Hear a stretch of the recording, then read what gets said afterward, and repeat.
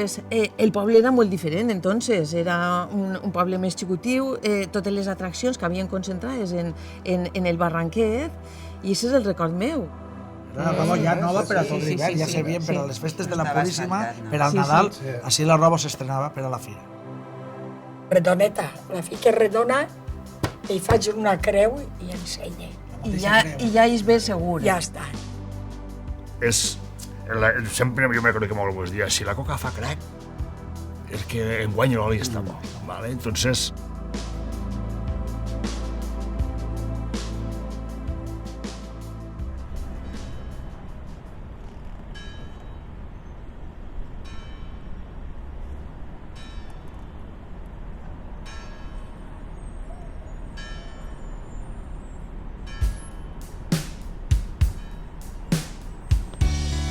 Porto treballant en esto pràcticament des de 9 anys i ara ajudava els meus pares en el restaurant familiar i m'ha agradat sempre.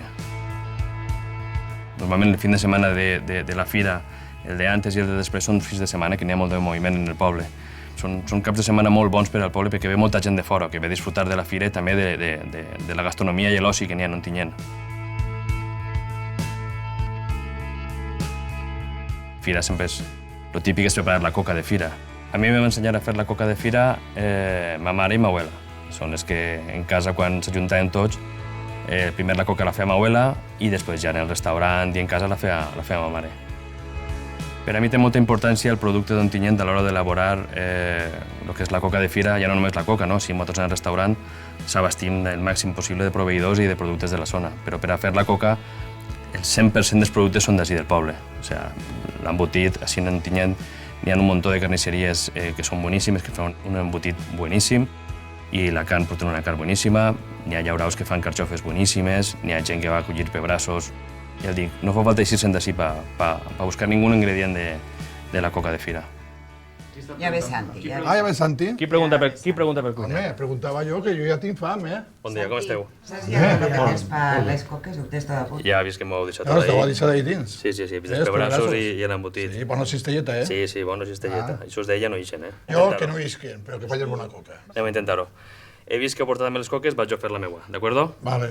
Vinga, va. No tardes molt, No. Ara, Santi.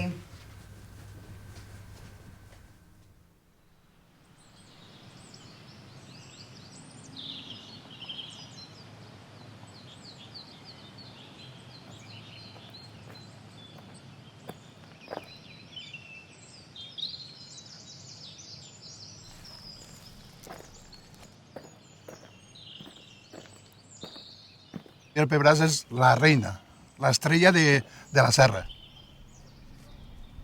Jo de xocotet, ma mare li agradava molt, però no a la serra em dia, fes fugir a mi, no vagis avui a escola, estàs per ahí, me n'aniré al pebràs. I anem així, a la serreta, ahí davant.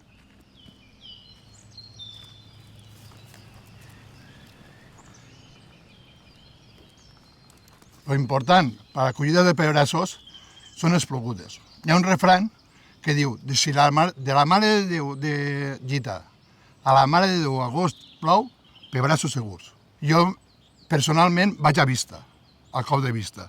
Vaig a la serra, vaig passejant, arrimo una rameta, vaig mirant, veig un voltet, m'acatxe i obri, que dic, mira el pebràs, que bonico és! I entonces l'agarre, claro, el tallen a la baixeta i el fiquem a la cistella. Si no estan els pebrassos, no n'hi ha coca.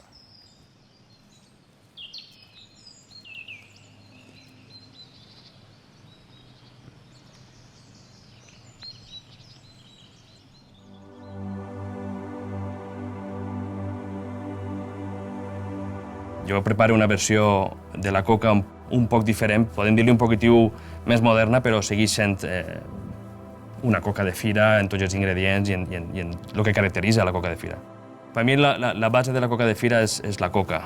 Entonces, en la coca, el sabor de la coca, el mos de la coca, que la coca estigui empapada dels jugos de la verdura i de la carn, cada mos que tu li pegues després a la coca tinga tots els ingredients, per mi això és la base, no?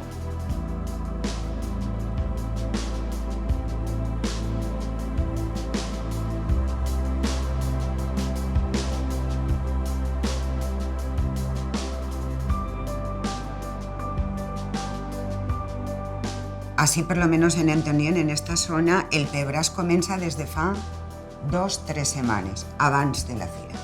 Pues des de que comença el primer pebràs, inconscientment, la gent ho associa a la coca de fira. És dir, hi ha pebrassos, s'ha de fer coca. Quan comença el primer pebràs, fem més llonganissa, més botifarres, que segur.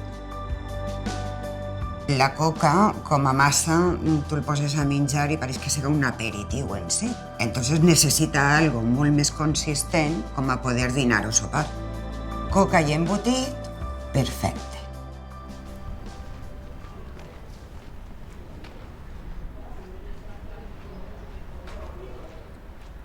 Hola, Jessi. Hola, Està Gaspar? ahí dins el tens. Ja és.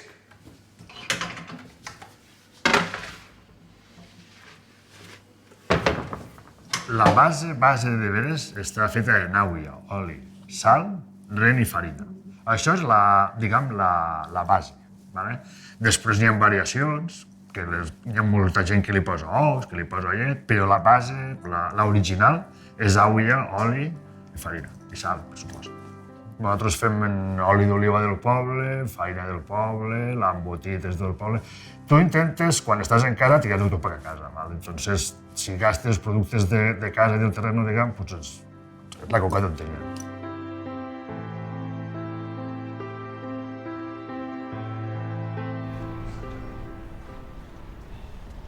Gaspar, alguna vegada t'has parat a pensar quantes coques has fet a lo llarg de tota la teva vida?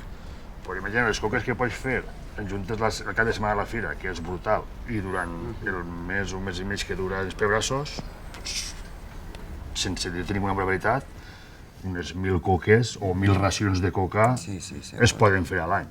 Si comptes que porta 20 hores treballant, doncs 22.000 coques, perfectament, sense tirar-me ninguna flor, podria dir-te que faig. Ara fem aquestes coques, com les que tenim a la taula, imagina't, fa 600 anys que va ser la primera fira, també n'hi haurien coques, no? Jo he llegit en algun lloc que probablement l'origen de la coca, de la base de la coca, estiga en la massa de pa, que no inflava i que les dones aprofitaven per a no llançar la pedra i poder fer o coques dolces o coques salades. Però bé, de la història de la fira, ningú com Alfred pot parlar. Jo no sé, Manolo, si la primera fira que va haver allà per l'any 1418, en març, es farien coques de fira.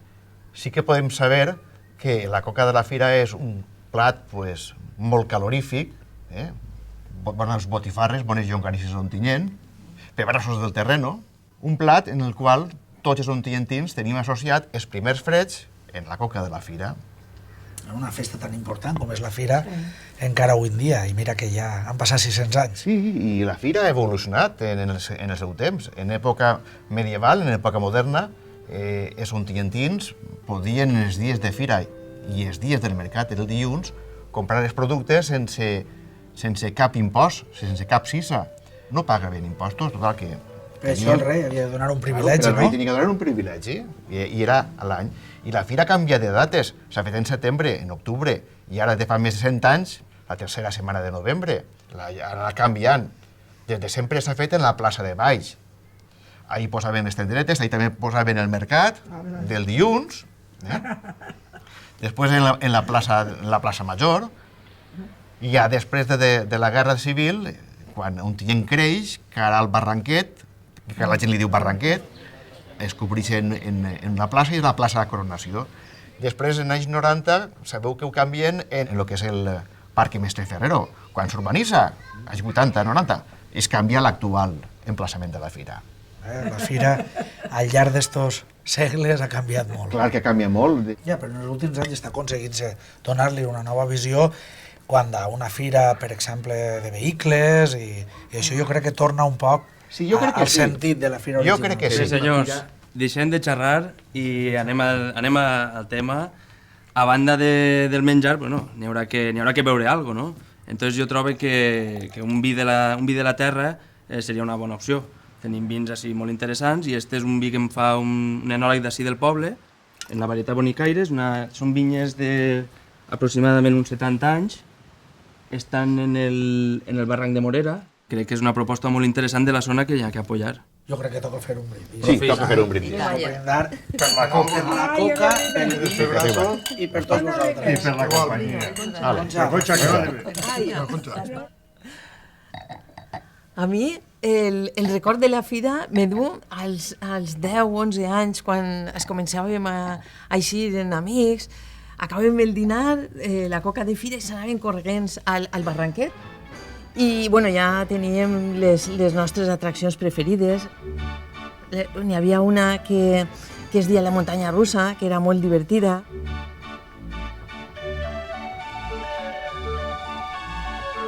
El poble era molt diferent, entonces, era un poble més xicotiu, totes les atraccions que havien concentrades en el barranquet, i això és el record meu. Concha, entonces es va ensenyar vostè a fer la coca, ja n'hi havia tradició? Quan era xicoteta encara no. Encara no. Ma mare Quan, feia més o coques, menos? ma mare, i passava el ren, passava la coca. Sí. I ficava sucre per damunt, coca dolça. Coca dolça. Coca dolça. I la coca de pebrassos? A cada un fa d'una forma, però jo ho faig així. Jo fique la safeta, fique la sal, un poquet de sal, fique 2 ouets, fique la levadura i mig quilo de farina. I després hi fique llet i es comença a pastar-ho.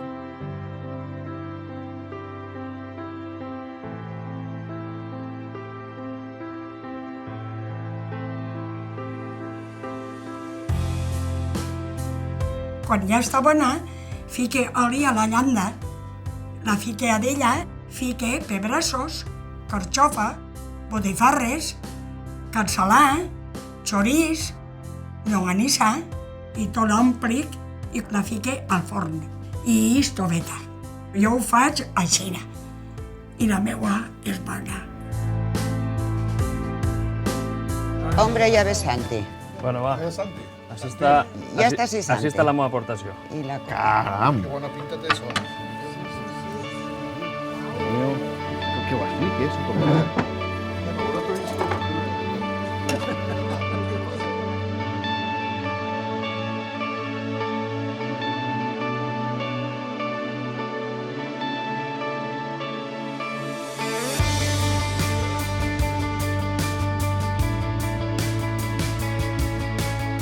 La fira d'Ontinyent, per a mi, en una paraula, nostàlgia.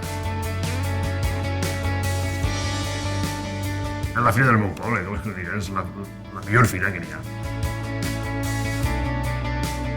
La fira, una il·lusió. Era trencar la monotonia de tot l'any. Molta alegria en les cares de la gent.